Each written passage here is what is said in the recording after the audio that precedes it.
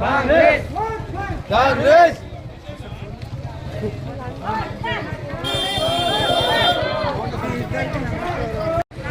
ఓటమి ఉంటే బాగుంటుంది.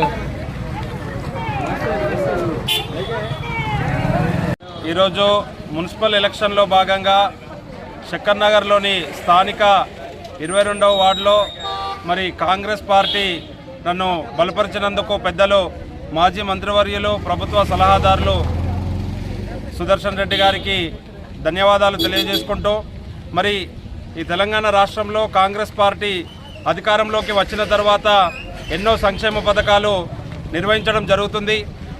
ఉచిత విద్యుత్ కానీ, ఉచిత బస్సు సౌకర్యం కానీ, మరి అన్ని విధాలా కూడా ప్రజలకు మేలు చేకూర్చే విధంగా ఈ కాంగ్రెస్ పార్టీ పాల్పడుతుంది. కావున ఈ మున్సిపల్ ఎలక్షన్లో భాగంగా కూడా బోధన్ మున్సిపాలిటీలో చైర్మన్ స్థాయిలో కూడా చైర్మన్ని కైవసం చేసుకునే దిశగా కాంగ్రెస్ పార్టీ అడుగులు వేస్తుంది.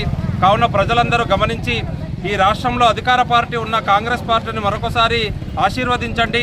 మీ యొక్క స్థానికంగా ఏవైనా సమస్యలు ఉన్నా కూడా మేమందరం కూడా గలమిప్పి ఆ స్థానికంగా ఉన్న సమస్యలను తీర్చడానికి ముందు వరుసలో ఉంటామని తెలియజేస్తూ, ముఖ్యంగా 22వ వార్డు ప్రజలకు నేను ఒకటే తెలియజేస్తున్నాను. దయచేసి గత 5 సంవత్సరాల్లో ఈ వార్డు యొక్క అభివృద్ధి కుంటుపడిన పరిస్థితి మనకు కనిపిస్తుంది. శానిటేషన్ కానీ, రోడ్ల పరిస్థితి కానీ, డ్రైనేజీల పరిస్థితి కానీ, ఎక్కడేసిన గొంగడ అక్కడనే ఉంది.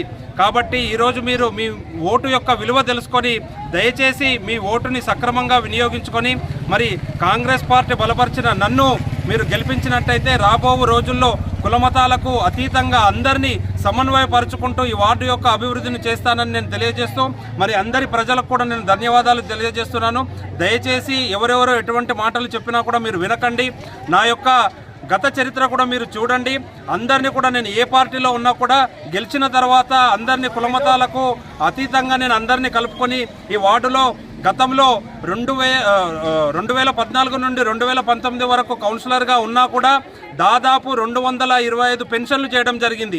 అదేవిధంగా ఇంటికి ఒక రేషన్ కార్డు ఇవ్వడం జరిగింది.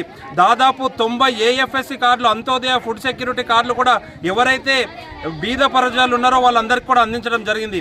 కావున దయచేసి మన వార్డు యొక్క అభివృద్ధి చేసినట్టయితే మన ఈరోజు ఇప్పుడు 22వ వార్డులో పిల్లలకి అంగన్వాడీ లేని పరిస్థితి. కాబట్టి దయచేసి నన్ను గెలిపించినట్టయితే ముఖ్యంగా నేను అంగన్వాడీ కేంద్రాన్ని కూడా ఏర్పాటు పర్మనెంట్ బిల్డింగ్ చేస్తానని తెలియజేస్తున్నాను.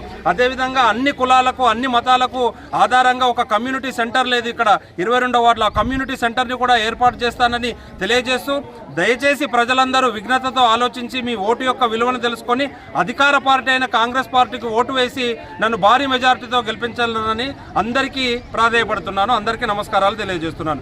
జై కాంగ్రెస్, జై తెలంగాణ.